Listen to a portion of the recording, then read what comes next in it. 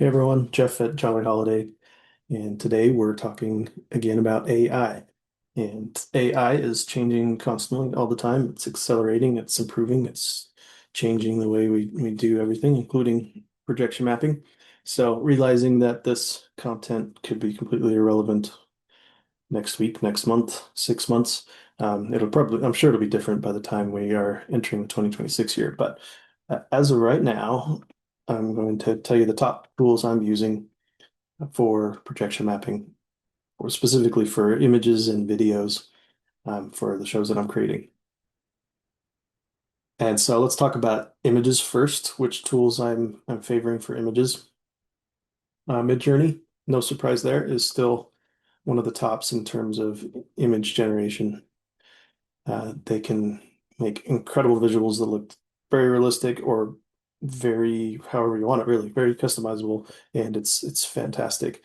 And you can browse what other people have created, find something that you like, and then tweak it to make it your own, and get some great visuals. But well, the one I'm using most often now for images is actually just ChatGPT. The visuals aren't as good or as stunning or as perfect as Midjourney, but what I do like about ChatGPT is that it's so much more flexible and easy to use. So you can literally just conversationally talk to it and tell it what you want, and it does a pretty good job of creating it. So here, as an example, I just asked it to give me a ghost inspired by the Haunted Mansion, and I was able to tell it that I wanted a transparent PNG. That makes it projection mapping friendly because I can now just throw it onto a house. Let's try that here. Download this. Let's download that and throw it on this house.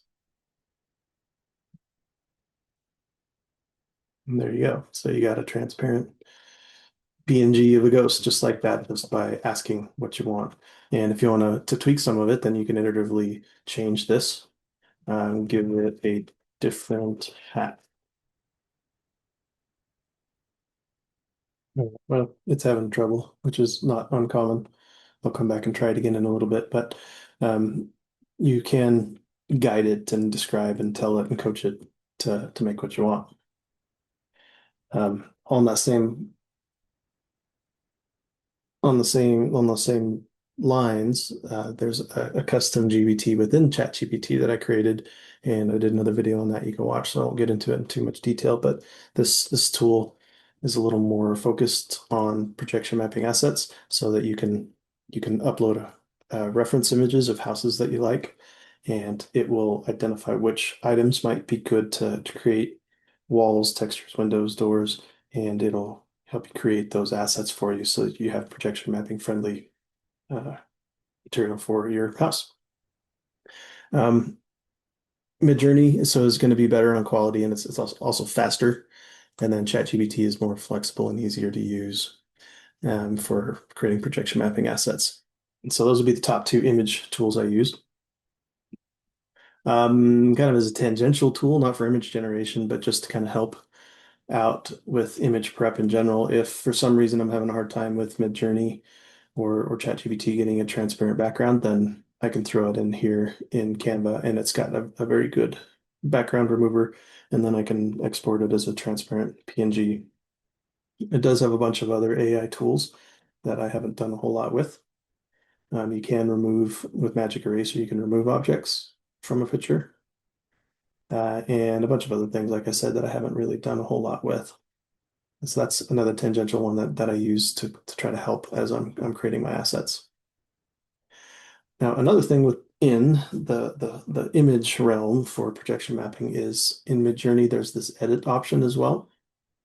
And the edit option can help with a couple of different things. It can help extend a scene or remove objects, and it can also help with facades. And so I'll show you kind of the extension one first. It started with this image that was created within ChatGPT. I wanted this skeleton buried underneath the ground with a bunch of different layers.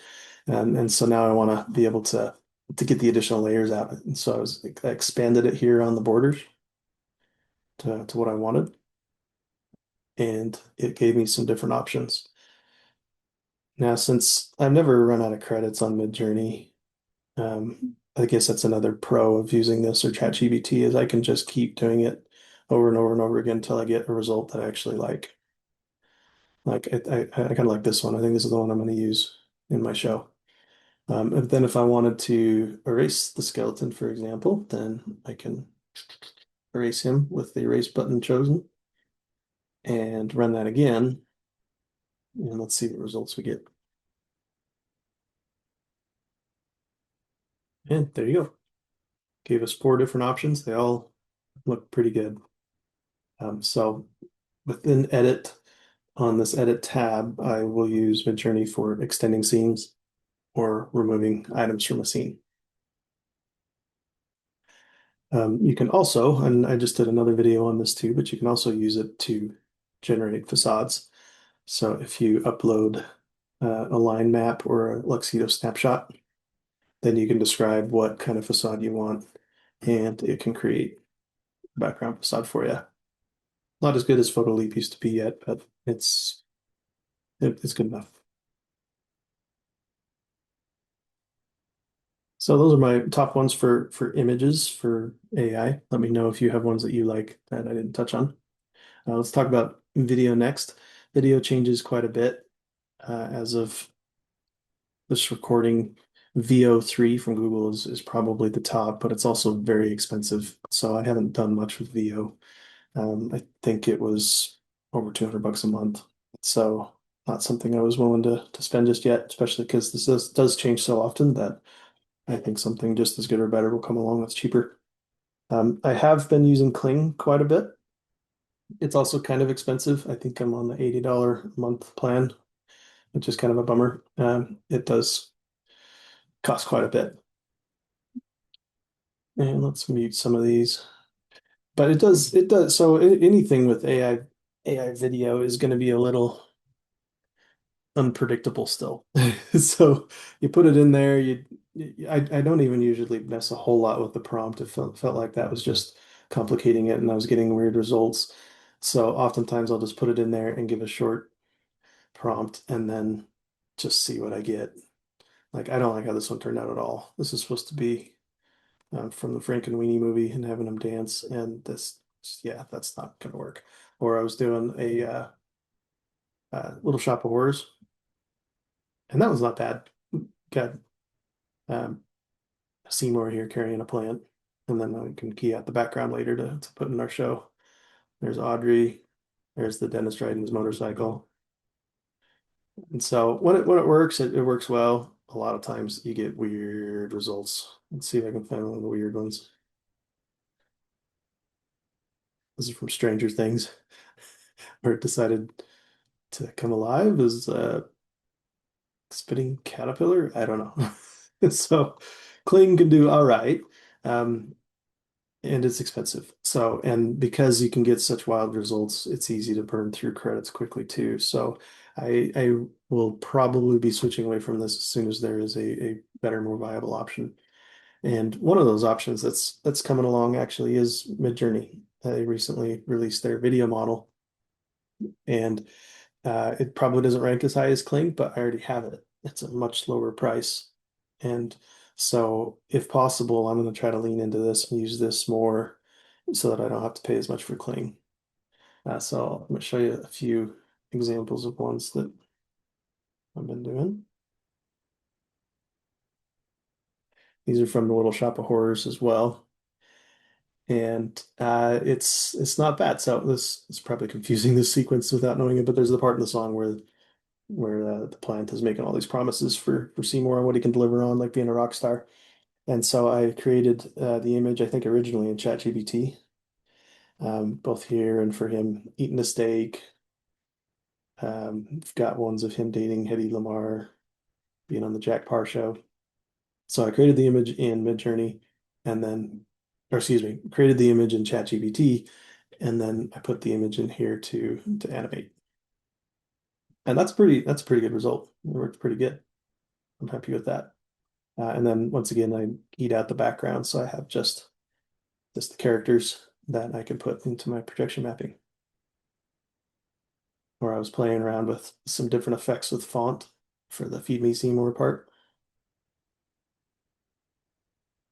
Add some fun, simple animation to text. Or on our Tim Burton show, doing Edward Scissorhands movement.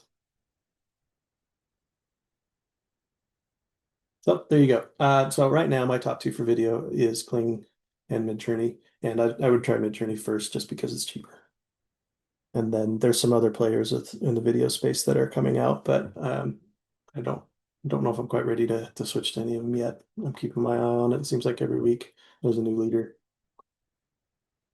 Then the next AI thing to talk about that I already have done videos on, so I won't go into too much detail, is IllumaBot. It's a standalone AI-powered system.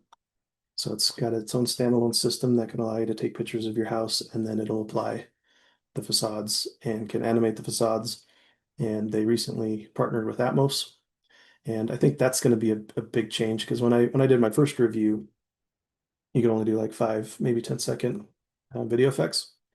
But it looks like, and I probably have to do another review, it looks like they've greatly expanded the capabilities of now creating shows instead of just facades. Like it looks like from this little video, they've got an Atmos effects video in the house there with a timeline. And so I have not played with this yet, but it looks like they are making it easier to actually do real shows in their system, which will be really exciting. So IllumaBot is another one that you can look at. With that, you at least as I understand it, you still have to buy the projector hardware separate, and then you buy their device to actually help you with the mapping and generation of the facades. And it is a subscription-based service once you have the device. And I think that's it. I'll probably think of some other AI tool I'm using once I wrap this up. But if there's ones you like for projection mapping that you're finding useful, then let me know.